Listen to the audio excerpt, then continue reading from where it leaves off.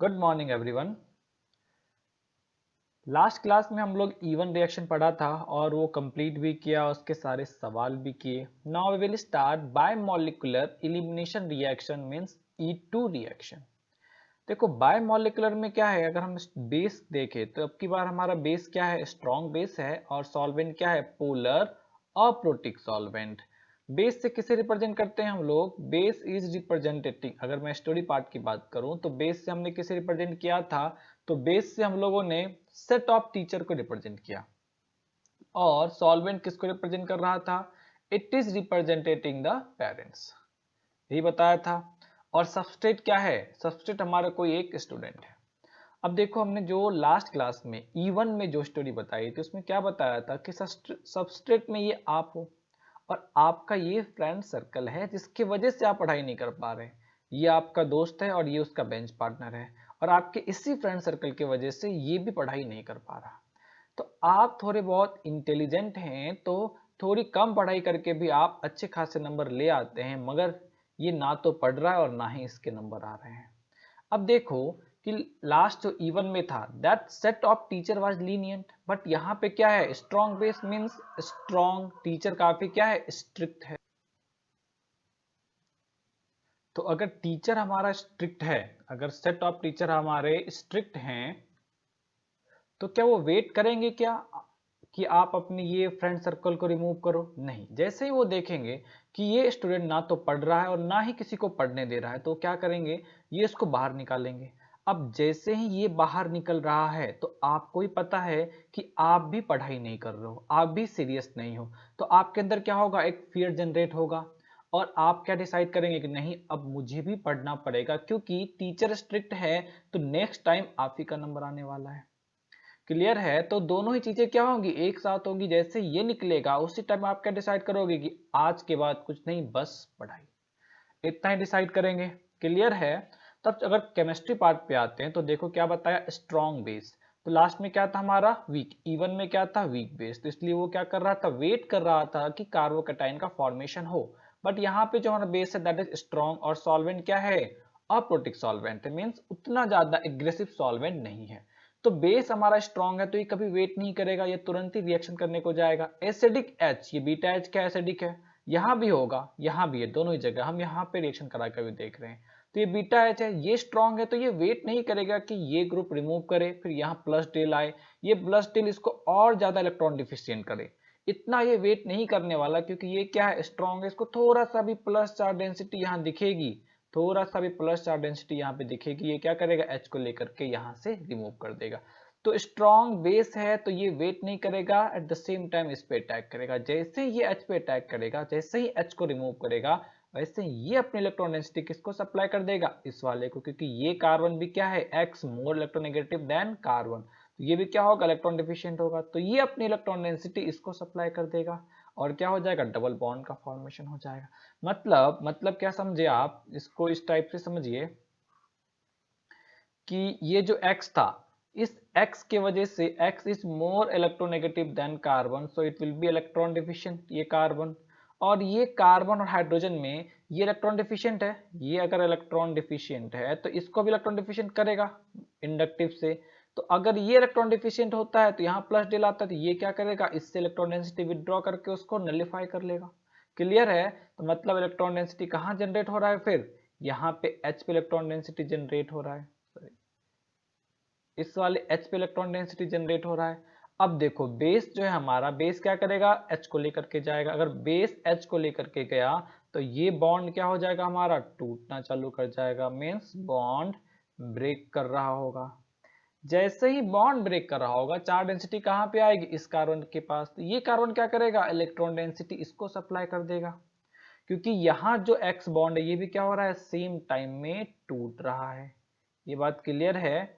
क्या बोला कि बेस है ना, जैसे एच को लेकर के जाएगा, ये इलेक्ट्रॉन डेंसिटी इसको सप्लाई करेगा और ये इसको रिपेल करके बाहर कर देगा। तो ये क्या है, इलेक्ट्रॉन डिफिशियंट था, इसके पास जैसे ही इलेक्ट्रॉन डेंसिटी आई, इसने इसको सप्लाई की और ये इसको रिपेल करके बाहर रिमूव कर दिया। तो एक्स कहाँ आ गई, यहाँ पे, और यहाँ की इलेक्ट्रॉन डेंसिटी कहाँ पे जा रही है, यहाँ पे जा रही है। क्लियर है? तो इस टाइप का एक क्या बन जाएगा, ट्रांजिशन स्टेट बन जाएगा। और ये जो मॉलिक्यूल्स है हमारा दैट विल बी H। और फाइनल प्रोडक्ट पे चलेंगे तो फाइनल प्रोडक्ट क्या आ जाएगा, हमारे पास यहाँ पे डबल बॉन्ड का फॉर्मेशन हो जाएगा और साथ ही HX इलिमिनेट हो जाएगा। तो देखो एक मॉलिक्यूल्स इलिमिनेट हो रहा है और साथ ही साथ एक सैचुरेटेड क्या हो रहा है, अनसैचुरेटेड में कन्वर्ट हो रहा है। तो ये क्या हो गया, इसका मैकेनिज्म है। कितने स्टेप का रिएक्शन है, सिंगल स्टेप रिएक्शन है, वन ट्रांजिशन स्टेट के थ्रू जा रहा है। अब दूसरी बात देखिए तो ट्रांजिशन स्टेट में एक ये देखो, ये जो जनरेट हो रहा है इन दोनों के बीच, that is double bond. Means resonance जब हमने पढ़ा था तो हमने देखा था इलेक्ट्रॉन क्लाउड को मूव करते हुए, तो हम कह सकते हैं कि यहाँ पे पार्शियल डबल बॉन्ड जनरेट कर रहा है। मींस E2 रिएक्शन में पार्शियल डबल बॉन्ड का फॉर्मेशन होता है। ये क्लियर है कि ट्रांजिशन स्टेट में क्या आ रहा है, ट्रांजिशन स्टेट में पार्शियल डबल बॉन्ड का फॉर्मेशन हो रहा है, मतलब partial double bond character generate हो रहे हैं। सबस्टेट में क्या हो रहा है, partially double bond character generate हो रहा है। क्लियर है। चलो तो अब इसको एक एग्जांपल से हम लोग देख लेंगे। तो चलो एक एग्जांपल देख ले, इस एग्जांपल से हम इसको समझ कर देखें। मैकेनिज्म जो बताया वो क्लियर होना चाहिए। मैं फिर से यहाँ पे मैकेनिज्म बताऊंगा एग्जांपल के थ्रू, तो थोड़ा ध्यान देंगे यहाँ पे। तो सबसे पहली बात, जो हमारे पास बेस है दैट इज स्ट्रॉन्ग बेस, और सॉल्वेंट जो है दैट इज पोलर और प्रोटिक सॉल्वेंट है। तो मैकेनिज्म क्या होगा हमारे पास, E2 मैकेनिज्म होगा। अब देखो कि ये जो X है that is more electronegative than carbon, so it will generate plus del at carbon. ये प्लस डेल इस पे इंडक्टिव लगाएगा तो यहाँ पे भी प्लस डेल जनरेट करना करेगा, और ये प्लस डेल क्या करेगा, इसके इलेक्ट्रॉन क्लाउड को अपनी तरफ विड्रॉ करेगा, तो यहाँ भी प्लस डेल जनरेट होगा। ये जो H है इस पे भी होगा, तो हम एक ही H को रिप्रेजेंट कर रहे हैं क्योंकि हमें एक ही H का रिमूवल यहाँ पे करना है। तो क्या है, ऐसा नहीं है कि एक ही H रिमूव होगा, अगर दूसरा X होता तो दूसरा भी रिमूव हो सकता था, वो हम पढ़ेंगे हाइड्रोकार्बन में हम पढ़ेंगे। तो यहाँ पे बस कंसेप्ट को समझिए क्या बता रहा हूँ। तो ये X है, इंडक्टिव इफेक्ट लगाया, प्लस डेल जनरेट किया, ये प्लस डेल यहाँ पे प्लस डेल जनरेट करेगा, और ये प्लस डेल के वजह से ये कार्बन है ना, और ये हाइड्रोजन इलेक्ट्रॉन डेंसिटी विड्रॉ करेगा, तो ये क्या हो गया, ये भी यहाँ पे भी प्लस डेल जनरेट हो जाएगा। मतलब ये H क्या हो गया हमारा, एसिडिक हो गया। अब NH2 को देखो, NH2 अगर यहाँ पे अटैक करता है इस H प्लस को लेके जा सकता है, क्योंकि ये क्या है बेस, और ये क्या हो गया हमारे पास एसिडिक H हो गए। क्लियर है। तो ये क्या करेगा, अपनी इलेक्ट्रॉन डेंसिटी इस वाले को सप्लाई करेगा, मीन्स इस H प्लस को वहां से रिमूव कर लेगा। तो जैसे ही H प्लस यहां से रिमूव होता है, इसका जो नेगेटिव चार्ज है ये क्या करेगा, जैसे H प्लस रिमूव हुआ तो कार्बन पे क्या आएगा, माइनस चार्ज डेंसिटी आएगी। तो कार्बन इस माइनस चार्ज डेंसिटी को इस कार्बन को सप्लाई करेगा, क्योंकि ये ज्यादा इलेक्ट्रॉन डिफिशियंट है, क्योंकि डायरेक्टली अटैच है ना, तो ये ज्यादा इलेक्ट्रॉन डिफिशियंट हो जाएगा। तो अगर ये ज्यादा इलेक्ट्रॉन डिफिशियंट हो गया तो ये क्या होगा, अपनी इलेक्ट्रॉन डेंसिटी को इस पे सप्लाई करेगा, और ये इलेक्ट्रॉन डेंसिटी इस X को क्या करेगा, रिपेल करके रिमूव कर देगा। मतलब एक ही टाइम में क्या हो रहा है, एक ही टाइम में ये यहाँ से रिमूव हो रहा है तो चार्ज डेंसिटी इस पे एक्यूमुलेट हो रहा है, वही चार्ज डेंसिटी इसको सप्लाई कर रहा है और ये इसको रिपल्सन दे रहा है। तो सारा का सारा प्रोसेस क्या हो रहा है, साइमल्टेनियसली हो रहे हैं। मतलब बॉन्ड टूट भी, दोनों बॉन्ड साइमल्टेनियसली टूट रहे हैं और एक डबल बॉन्ड साइमल्टेनियसली बन रहा है। मतलब अगर मैं लिखूं तो ये क्या लिखूंगा इस वाले को, कि यहाँ पे CH3, यहाँ पे CH, यहाँ पे CH2, और इधर हमारे पास H था और इधर हमारे पास X था। अब देखो ये बॉन्ड क्या हो रहा था, टूट रहा था, यहाँ पे बॉन्ड क्या हो रहा है, बन रहा है, और यहाँ पे बॉन्ड क्या हो रहा है, टूट रहा है। तो ये क्या हो गया हमारा ट्रांजिशन स्टेट। ये क्या हो गया, ट्रांजिशन स्टेट। अब ध्यान दो, ट्रांजिशन स्टेट में एक तो बॉन्ड पहले से है, और दूसरा ये जो इलेक्ट्रॉन क्लाउड है वो कुछ टाइम के लिए यहाँ पे एक्यूमुलेट हो रहा है, मतलब यहाँ पे सप्लाई हो रहा है। हम कह सकते हैं क्या हो रहा है, पार्शियली डबल बॉन्ड जनरेट हो रहा है। डबल बॉन्ड क्या हो रहा है, पार्शियली जनरेट हो रहा है। तो नेक्स्ट स्टेप में क्या होगा, ये भी रिमूव हो जाएगा और ये भी रिमूव हो जाएगा, तो दोनों को ही रिमूव किया तो क्या बन गया यहाँ पे, CH3CH डबल बॉन्ड CH2, और साथ में यहाँ पे HNX। तो HNX का क्या हो गया है, इलिमिनेशन हो गया, और अनसैचुरेटेड का फॉर्मेशन हो गया। तो पूरा रिएक्शन कितने स्टेप का है? सिंगल स्टेप, वन स्टेप का रिएक्शन है। कितने ट्रांजिशन स्टेट हैं? एक ट्रांजिशन स्टेट है। इंटरमीडिएट कितना है? 0 इंटरमीडिएट है। क्लियर है? ये बात समझा? चलो, तो इसका पहले मैकेनिज्म आप नोट कर लेंगे, और इससे रिलेटेड कुछ लिखना हो तो आप नोट कर ले, क्योंकि रिवीजन के टाइम यही काम आने वाला है। चलो अब आगे बढ़े थोड़ा सा, तो इसके बारे में पहले नोट कर लेंगे। This is a single step mechanism, correct है। ये क्या है? हमारा सिंगल स्टेप मैकेनिज्म है। रेट लॉ क्या है? K into R into base. तो देखो ऐसा क्यों लिखा, क्योंकि यहाँ पे देखिए रेट डिटरमाइनिंग स्टेप क्या है? एक ही स्टेप तो पूरे रिएक्शन में, तो वही रेट डिटरमाइनिंग स्टेप होगा। तो आप देखो यहाँ पे जो नीचे वाला है उसमें देखो क्या दोनों का पार्टिसिपेशन है या नहीं। तो बताया साइमल्टेनियसली हो रहा है, एक तरफ से ये H को ले रहा है, उसी तरह इधर से लिविंग ग्रुप निकल रहा है और डबल बॉन्ड का फॉर्मेशन हो रहा है। मतलब सबस्ट्रेट और न्यूक्लियोफाइल दोनों ही इंटरेक्ट कर रहे हैं। रेट डिटरमाइनिंग स्टेप में दोनों एक साथ इंटरेक्ट कर रहे हैं। अगर दोनों एक साथ इंटरेक्ट कर रहे हैं तो दोनों का ही इफेक्ट होगा आरडीएस में। तो इसलिए हम रेट लॉ जो लिखेंगे, क्या लिखेंगे? R X into base. K क्या हो गया? Constant. R S substrate and base हो गया हमारा। मतलब दोनों के ही कंसंट्रेशन पे डिपेंड करेगा। अगर आप सबस्ट्रेट का कंसंट्रेशन डबल करेंगे तो रेट क्या हो जाएगा? डबल हो जाएगा। अगर आप बेस का, सिर्फ बेस का कंसंट्रेशन डबल करेंगे तो भी रेट क्या होगा? डबल हो जाएगा। अगर दोनों को डबल कर दिया, मतलब सबस्ट्रेट को भी डबल किया और बेस को भी डबल किया, तो रेट क्या होगा? 4 टाइम इंक्रीज कर जाएंगे। उसके आगे चलिए पॉइंट नंबर 3 में, मॉलिक्युलरिटी ऑफ द रिएक्शन इज 2। तो आरडीएस में कितने मॉलिक्यूल्स इन्वॉल्व हैं? 2, सबस्ट्रेट एंड बेस। तो इसका मॉलिक्युलरिटी क्या आ जाएगा? मॉलिक्युलरिटी क्या आ जाएगा हमारा? 2 आ जाएगा। और इसी वजह से क्या बोलते हैं इसको? Bye molecular elimination reaction. Energetics की बात कर लीजिए। एनर्जेटिक्स पे चलो, एनर्जेटिक्स क्या है इसका? तो एनर्जेटिक्स में देखिए सिंगल ट्रांजिशन स्टेट, एक ही ट्रांजिशन स्टेट है। Reactant product through single transition state. ये सैचुरेटेड है, ये क्या है? Unsaturated. Reactant is saturated, product is unsaturated. अब देखो ऐसा नहीं है, एलिमिनेशन रिएक्शन में ऐसा नहीं है कि हमेशा अनसैचुरेटेड सैचुरेटेड में ही कन्वर्ट करेगा। कभी कभी अनसैचुरेटेड फर्दर अनसैचुरेटेड हो सकता है। मतलब अगर डबल बॉन्ड है, ट्रिपल बॉन्ड का फॉर्मेशन हो सकता है।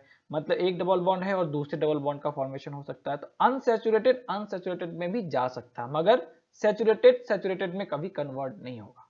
मतलब डबल बॉन्ड का फॉर्मेशन हर एक कंडीशन में, मीन्स डबल बॉन्ड नहीं, पाई बॉन्ड का फॉर्मेशन हर एक कंडीशन में होगा ही एलिमिनेशन रिएक्शन में।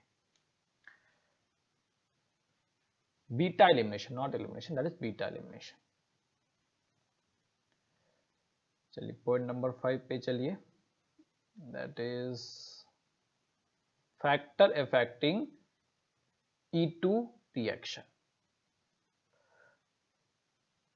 तो देखो फैक्टर अफेक्टिंग E2 रिएक्शन, तो E2 रिएक्शन को इफेक्ट करने वाले फैक्टर्स की बात करें तो सबसे पहला फैक्टर है स्टेबिलिटी ऑफ ट्रांजिशन स्टेट।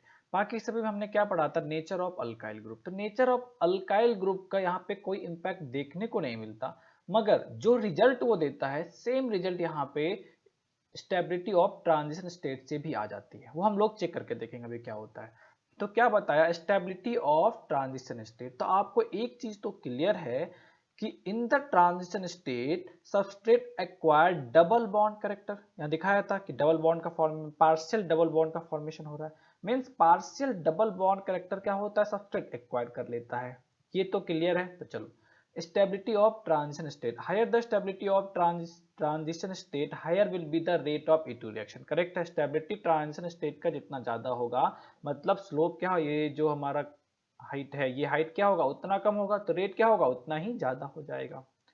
तो इसके बारे में बोल रखा है इन E2 mechanism transition state acquire partial double bond character, so okay, so any factor which affect the stability of double bond can affect the stability of transition state। मतलब क्या बता रखा है कि E2 मैकेनिज्म में जो ट्रांजिशन स्टेट है वो डबल बॉन्ड कैरेक्टरिस्टिक गेन कर लेता है, मतलब एक्वायर कर लेता है। तो कोई भी फैक्टर, कोई सा भी फैक्टर जो डबल बॉन्ड की स्टेबिलिटी को इफेक्ट करता है वो ट्रांजिशन स्टेट की स्टेबिलिटी को इफेक्ट करेगा। तो अब देखिए पहले मतलब क्या कहना चाह रहा है ये कि हमने देखा है, एग्जांपल देख लो, आपके पास 3 डिग्री 2 डिग्री या 1 डिग्री। तो अगर मैं 3 डिग्री के लिए ट्रांजिशन स्टेट लिखूं, 3 डिग्री के लिए अगर ट्रांजिशन स्टेट लिखूं तो मैं क्या लिखूंगा यहाँ पे CH2 और यहाँ से H, इसको रहने दो थोड़ा, यहाँ पे आ गया C, this side CH3 and this side CH3 and here we have X। तो ओके, अब देखिए तो यहाँ जो बॉन्ड था वो टूट रहा है, यहाँ पे partially double bond character generate हो रहा है और ये बॉन्ड पार्शली टूट रहा है। ये क्लियर है? उसी तरह इस वाले का लिखोगे तो इस वाले में क्या आ जाएगा, CH and CH3 CH2 और ये H है और यहाँ पे लिविंग ग्रुप निकल रहा है और यहाँ पे पार्शियल डबल बॉन्ड जनरेट हो रहा है। उसी तरह इस लास्ट वाले में देखा जाए तो लास्ट वाले में भी क्या आ जाएगा हमारे पास, CH2 एंड CH2, यहाँ पे H और पार्शली बॉन्ड टूट रहा है, पार्शली बॉन्ड बन रहा है, पार्शली बॉन्ड टूट रहा है, यही चीज है। तो देखो यहाँ पे भी डबल बॉन्ड कैरेक्टरिस्टिक, यहाँ पे भी डबल बॉन्ड कैरेक्टरिस्टिक, यहाँ पे भी डबल बॉन्ड कैरेक्टरिस्टिक। तो देखो डबल बॉन्ड कैरेक्टरिस्टिक यहाँ पे जनरेट हो रहे हैं। तो अगर मैं इसका प्रोडक्ट लिखूं, अगर इस वाले का प्रोडक्ट लिखूं तो यहाँ पे क्या है, CH2 double bond C, CH3 and CH3, ये प्रोडक्ट बन जाएगा। यहाँ पे क्या बन जाएगा, CH2 double bond CH and यहाँ पे CH3 और इस वाले का लिखेंगे, इस वाले का लिखेंगे तो CH2 डबल बॉन्ड CH2, इसका फॉर्मेशन हो जाएगा। अब देखो यहाँ पे जो डबल बॉन्ड, अब इन तीनों में मुझे कंपेयर करने बोले कि बताओ सबसे ज्यादा स्टेबल अल्कीन कौन सा है। तो we have 6 hyperconjugation, here we have 6 hyperconjugation, here we have 3 hyperconjugation, here we have 0 hyperconjugation. सबसे ज्यादा स्टेबल कौन सा है ये? क्यों सबसे ज्यादा स्टेबल है? क्योंकि यहाँ पे 6 हाइपर कंजुगेशन है, किसके पास है, डबल बॉन्ड के पास। तो डबल बॉन्ड की स्टेबिलिटी क्या हो रही है, इंक्रीज। तो ये हाइपर कंजुगेशन जो है वो डबल बॉन्ड की स्टेबिलिटी को क्या कर रहा है, इंक्रीज कर रहा है। तो डबल बॉन्ड की स्टेबिलिटी हाइपर कंजुगेशन से इफेक्ट हो रहा है। और ट्रांजिशन स्टेट में देखो क्या है, पार्शियल डबल बॉन्ड। तो अगर कोई फैक्टर डबल बॉन्ड की स्टेबिलिटी को इंक्रीज करेगा तो पार्शियल डबल बॉन्ड की स्टेबिलिटी को भी क्या करेगा, वो इंक्रीज करेगा। तो प्रोडक्ट देखा यहाँ पे, जिस तरह से प्रोडक्ट की स्टेबिलिटी इफेक्ट हो रही है उसी तरह से क्या होगा, ट्रांजिशन स्टेट की स्टेबिलिटी भी क्या होगी, इफेक्टेड होगी। बात समझा कि कोई भी ऐसा फैक्टर जो डबल बॉन्ड को इफेक्ट कर रहा हो वो पार्शियल डबल बॉन्ड को इफेक्ट करेगा। तो डबल बॉन्ड का इफेक्ट हम कहाँ देख सकते हैं, प्रोडक्ट में देख सकते हैं। तो प्रोडक्ट की स्टेबिलिटी अगर कोई फैक्टर इंक्रीज कर रहा है E2 रिएक्शन में तो वही चीज क्या करेगा, ट्रांजिशन स्टेट की स्टेबिलिटी को भी इंक्रीज करेगा। क्लियर है? क्योंकि दोनों के पास क्या है, डबल बॉन्ड ही है, सेम ही फैक्टर है, यहाँ भी डबल बॉन्ड यहाँ भी डबल बॉन्ड। जो फैक्टर इसको इफेक्ट करेगा वही फैक्टर इसको इफेक्ट करेगा। तो सीधा मैं क्या करूं, तो अगर मुझे ट्रांजिशन स्टेट की स्टेबिलिटी निकालनी है तो मैं ट्रांजिशन स्टेट की स्टेबिलिटी निकालने से अच्छा है कि हम प्रोडक्ट की स्टेबिलिटी निकाल लें, क्योंकि दोनों का रिलेशन क्या है, डायरेक्टली प्रोपोर्शनल है, एक जैसा रिलेशन आएगा। तो अगर प्रोडक्ट हमारा स्टेबल होगा तो ट्रांजिशन स्टेट भी क्या होगा, स्टेबल होगा, तो रेट भी क्या होगी, ज्यादा होगी। तो E2 रिएक्शन में बेसिकली बोला जाए तो रेट किस पे डिपेंड करेगा, प्रोडक्ट की स्टेबिलिटी पे। क्यों प्रोडक्ट की स्टेबिलिटी पे डिपेंड करता है, क्योंकि प्रोडक्ट और ट्रांजिशन स्टेट दोनों के पास क्या है, डबल बॉन्ड कैरेक्टरिस्टिक है। क्लियर है? इसी वजह से तो ट्रांजिशन स्टेट की स्टेबिलिटी डायरेक्टली किस पे डिपेंड कर रही है, प्रोडक्ट की स्टेबिलिटी पे डिपेंड कर रही है। तो रेट का ऑर्डर क्या हो जाएगा, जैसे जैसे प्रोडक्ट की स्टेबिलिटी बढ़ेगी रेट भी क्या होगा, बढ़ता चलेगा। तो सबसे ज्यादा स्टेबल कौन सा था, ये वाला, तो 3 डिग्री सबसे ज्यादा स्टेबल, फिर ये वाला। क्लियर है? तो यहां भी ऑर्डर क्या आ गया, 3 डिग्री 2 डिग्री एंड 1 डिग्री। अब एलाइलिक और बेंजाइलिक की बात करें तो वो क्या होगा, रेजोनेंस से स्टेबलाइज करेगा तो वो इससे भी क्या होगा, ज्यादा स्टेबल होगा। क्लियर है? तब देखो यहाँ पे एक चीज ध्यान देने वाली बात है कि हमने SN1 में जो पढ़ा था यही ऑर्डर आया था, E1 में जो पढ़ा यही ऑर्डर आया, E2 में जो पढ़ा यही ऑर्डर आया। ऑर्डर का डिफरेंस कहाँ पे है? SN2 में। सिर्फ SN2 में ऑर्डर क्या है? 1 डिग्री। SN2 में ऑर्डर क्या हमारा? 1 डिग्री, फिर 2 डिग्री, फिर 3 डिग्री। तो ये ध्यान रखेंगे कि SN1, E1 और E2, SN1, E1 and E2 में जो अल्काइल ग्रुप का नेचर है वो तीनों में सेम रहता है। अल्काइल ग्रुप के नेचर का जो इफेक्ट है वो तीनों में सेम होता है, बस डिफरेंट कहाँ होता है? SN2 में होता है, क्योंकि SN2 में स्टेरिक हिंड्रेंस काउंट कर रहे हैं। मगर E1 और SN1 और E1 का फैक्टर सेम है स्टेबिलिटी ऑफ कार्बोकैटायन, मगर E2 का फैक्टर डिफरेंट है, मगर ऑर्डर सेम आ रहा है। ये समझा? तो इस वाले को नोट कर लेंगे।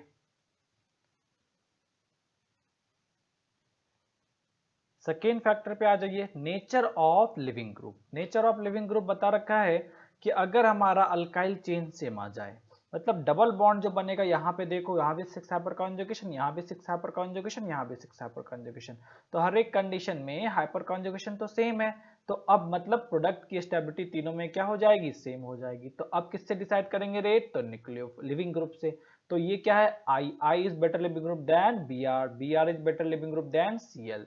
तो लिविंग ग्रुप में ऑर्डर क्या आ जाएगा? ये वाला सबसे पहले, फिर ये वाला, मीन्स आई, फिर बी आर, फिर Cl, then F। Now nature of base. अब देखो हमने रिएक्शन बताया है, बेस भी पार्टिसिपेट कर रहा है RDS स्टेप में, तो बेस जितना ज्यादा स्ट्रॉन्गर होगा उतना जल्दी से H+ रिमूव होगा, तो रेट क्या होगा? उतना ही ज्यादा होगा। And the fourth point is nature of solvent, polar aprotic solvent. जिस तरह SN2 में पोलर अप्रोटिक सॉल्वेंट लिया था, उसी तरह से E2 रिएक्शन में भी क्या है? पोलर अप्रोटिक ही फेवर करता है। ये भी आगे बढ़िए पॉइंट नंबर 6 में, availability of beta hydrogen is the necessary condition for E2 reaction. तो देखो इस वाले एग्जांपल को थोड़ा सा, यहाँ पे थोड़ा समझने वाली बात है कि हमने बोला कि अगर हमारे पास यहाँ पे लिविंग ग्रुप है, तो यहाँ पे क्या है? H का होना नेसेसरी है, क्योंकि दोनों चीज क्या है? एक साथ ये भी रिमूव होगा और ये भी रिमूव होगा, और यहाँ पे क्या बनेगा? डबल बॉन्ड का फॉर्मेशन। अगर कंडीशन कुछ इस टाइप का होता कि यहाँ लिविंग ग्रुप है, यहाँ पे मिथाइल और यहाँ पे मिथाइल, क्या अब इलिमिनेशन पॉसिबल है क्या? तो देखो, तो इस साइड पे कोई हाइड्रोजन है क्या? नहीं। और यहाँ पे लिविंग ग्रुप बीटा कार्बन पे कोई हाइड्रोजन तो है ही नहीं। अगर हाइड्रोजन नहीं है तो किसको रिमूव करेगा? किसी और को रिमूव कर नहीं सकता। बेस है, किसको लेके जाएगा? H को लेकर जाएगा, और H तो हमारा यहाँ पे अवेलेबल है ही नहीं। तो अगर बीटा हाइड्रोजन नहीं है तो E2 मैकेनिज्म पॉसिबल नहीं होगा। अब यहाँ बोले कि रीअरेंजमेंट, तो रीअरेंजमेंट हो पाएगा क्या? कार्बोकैटायन का रीअरेंजमेंट हो पाएगा क्या? नहीं, कार्बोकैटायन यहाँ बनता ही नहीं। दोनों चीज क्या होती है? एक साथ जाता है, तो कार्बोकैटायन का तो फॉर्मेशन ही नहीं है, तो रीअरेंजमेंट तो हो नहीं सकता। इवन हो सकता है, इवन क्यों हो सकता है कि अगर यहाँ पे प्लस बन गया तो ये रीअरेंज करके यहाँ पे मिथाइल लेके आ जाएगा, एक मिथाइल यहाँ प्लस, अब यहाँ पे डबल बॉन्ड का फॉर्मेशन हो सकता है। हो सकता है या नहीं हो सकता? मगर ये प्रोसेस कौन सा है? That is E1 process. तो क्या E2 पॉसिबल है क्या? E2 पॉसिबल नहीं है। तो E2 के लिए क्या बोला? बीटा हाइड्रोजन नेसेसरी है। अगर बीटा हाइड्रोजन नहीं होगा तो E2 रिएक्शन पॉसिबल नहीं है। अच्छा, इस वाले में बताओ, मैं एक और एग्जांपल देता हूं।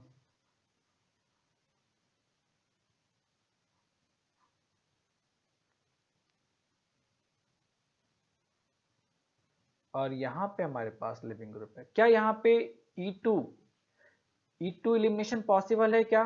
तो देखिए यहाँ पे X है, बीटा हाइड्रोजन नहीं है, बीटा हाइड्रोजन नहीं है, तो E2 होना चाहिए या नहीं? हो सकता है ना, क्योंकि इस ये भी बीटा है तो ये भी तो बीटा है। यहाँ पे बीटा एक ही अवेलेबल है, बट यहाँ पे दो बीटा है, यहाँ पे नहीं है, मगर यहाँ तो H होगा ना, तो इन दोनों में एलिमिनेशन हो सकता है। क्लियर है? चलो, 7th point is E2 is anti elimination. इस चीज को थोड़ा समझेंगे, एंटी एलिमिनेशन का मतलब क्या है?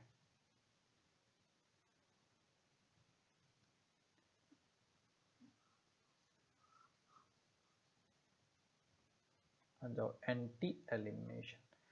एंटी एलिमिनेशन क्या कहता है कि अगर H यहाँ पे है और X यहाँ पे है और एक H को हमने यहाँ पे भी रखा।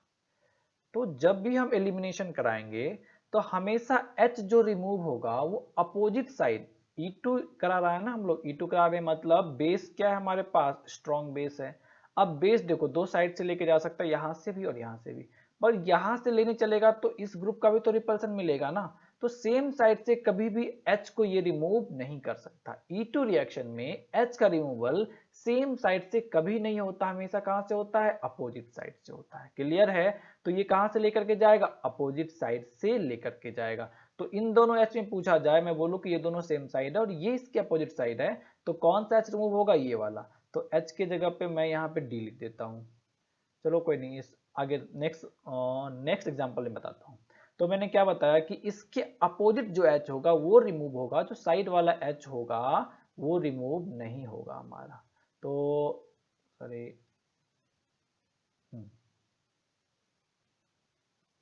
ओके, तो यहाँ डबल बॉन्ड बनाएंगे हम लोग और जो H था हमारा वो इसी साइड रहेगा। बात समझा? तो दूसरा एग्जांपल देखो,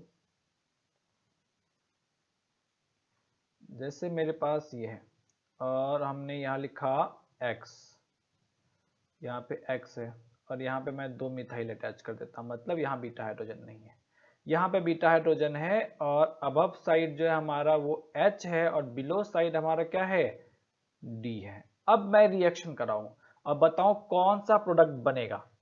तो अगर मैं प्रोडक्ट लिखने चलूंगा तो यहां पे मैंने क्या बोला कि हमेशा एंटी एलिमिनेशन होगा। कौन एलिमिनेट हो रहा है उससे फर्क नहीं पड़ रहा, फर्क किससे पड़ रहा है कि यहाँ पे एलिमिनेशन हमेशा क्या होगा, एंटी होगा। तो H और D में D का बॉन्ड स्ट्रॉन्गर होता है, हैवियर आइसोटॉप्स का बॉन्ड हमेशा क्या होता है, स्ट्रॉन्गर होता है। तो D का बॉन्ड स्ट्रॉन्गर है, टूटने में टाइम लगेगा, मगर ये क्या है, उसके अपोजिट साइड है और ये क्या है, सेम साइड है। तो सेम साइड से E2 एलिमिनेशन पॉसिबल नहीं होता, हमेशा क्या होता है, ये अपोजिट साइड से पॉसिबल होता है। तो जो एंटी साइड में ग्रुप अवेलेबल होगा वही एलिमिनेट होगा। तो इसके एंटी में कौन सा है, ये वाला ग्रुप अवेलेबल है, तो कौन एलिमिनेट होगा, डी एलिमिनेट होगा और यहाँ डबल बॉन्ड बनेगा और यहाँ पे H बचा रह जाएगा, साथ ही साथ डी एंड एक्स का फॉर्मेशन या इलिमिनेशन हो जाएगा। ये चीज समझा? अब देखो इसमें थोड़ा सा दिक्कत ये आ जाती है कि अगर हमारे पास सेचुरेटेड मतलब सिंगल बॉन्डेड है, साइक्लिक स्ट्रक्चर नहीं है, रोटेशन रिस्ट्रिक्टेड नहीं है, तो ऐसे कंडीशन में क्या होता है। तो जैसे मैंने ये प्रोडक्ट लिखा और हमने लिखा कि यहाँ पे देखो X है और यहाँ पे H जो लिख रखा हमने, ये लिख रखा है H और ये H है और यहाँ एक मिथाइल लगा दिया, बिलो द प्लेन मिथाइल लगा दिया। क्लियर है? तो अब मैं बोलूं कि ये X और ये H तो सर सेम साइड है, यहाँ पे E2 एलिमिनेशन नहीं हो सकता।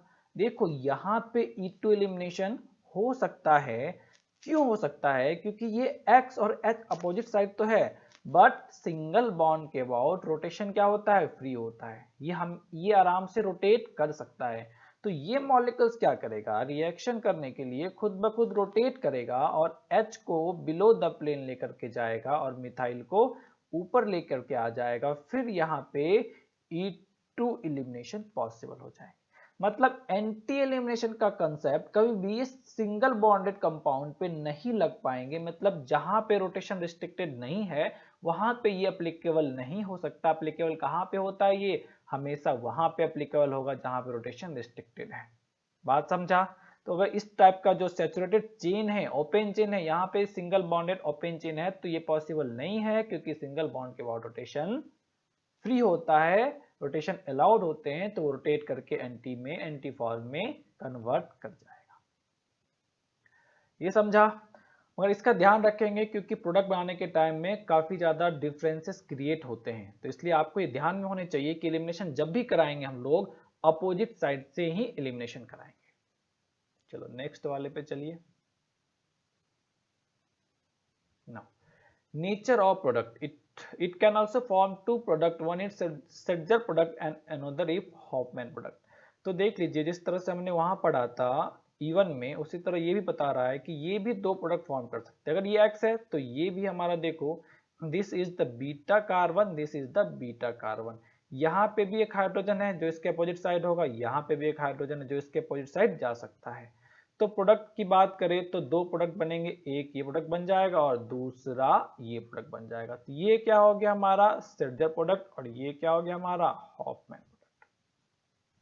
अभी भी देखिए स्टेटजर प्रोडक्ट ही क्या है मेजर प्रोडक्ट और ये क्या हो गया हमारा माइनर प्रोडक्ट। तो यही चीज बता रखा है यहाँ पे, मतलब जिस तरह E1 में दो प्रोडक्ट बन रहे थे उसी तरह E2 मैकेनिज्म में भी कितने प्रोडक्ट बनेंगे, दो प्रोडक्ट का फॉर्मेशन होगा। एक क्या कहलाएगा स्टेटजर, दूसरा क्या कहलाएगा हॉफमैन प्रोडक्ट।